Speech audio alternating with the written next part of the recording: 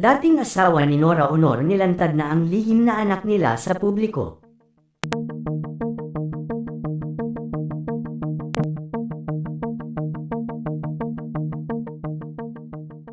Tatlong lalaki ang dumaan sa buhay at nagpatibok sa puso sa tinaguriang superstar ng Pinas na si Nora Honor. Ito ay sina Tirso Cruz III, Richard Merck at Christopher De Leon. Silang tatlo ang labis na minahal ni Nora Honor noon.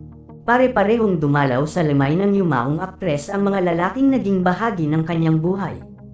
Dito nga nakuhanan ng pahayag ang dating nakarelasyon noon ni Nora Honor na si Richard Merck.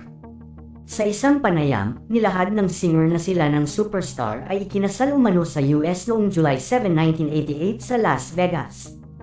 Naka-record daw ang kanilang kasal sa Marriage Inquiry System of Clark County, Nevada, US. Hindi na raw sila nakabalik sa Las Vegas para magdiborsyo. Ayon pa sa singer, 3 taon silang nagsama ng superstar. Sa 3 taon nilang pagsasama, naging coach ni Nora Honor si Richard Merck sa pagkanta. Naging musical arranger din siya ni Ate Guy. Ang daming magagandang alaala ni Richard sa mahigit 3 taong pagsasama nila ni Nora Honor, kabilang ang mga concert tour ng superstar sa abroad.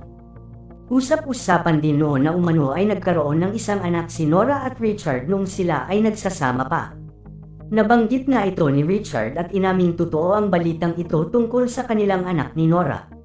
Sa kanya nga daw naiwan ang anak nilang ito ni Nora at lumaki itong kasama niya at puno ng pagmamahal mula sa kanyang inang si Nora Honor.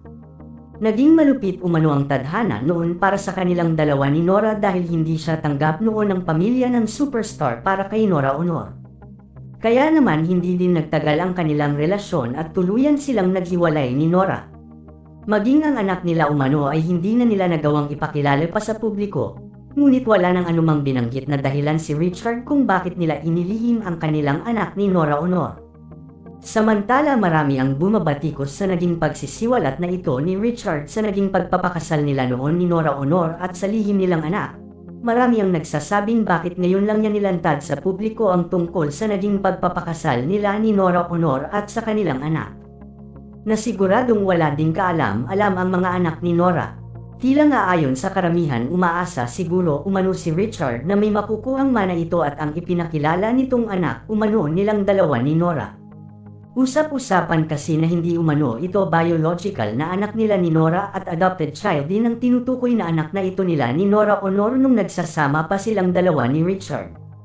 Ngunit ayon sa karamihan kung talagang kinilalang anak naman ni Nora ang tinutukoy na ito ni Richard ay siguradong may makukuha ito mula sa mga ari-ari ang naipunder ng yumaong superstar. Sa ngayon wala pang inilalabas na pahayag ang pamilya ni Nora Honor sa mga siniwalat na ito ni Richard Merck, lalo at ngayong araw din ang paghahatid kay Nora sa huling hantungan nito sa libingan ng mga bayani.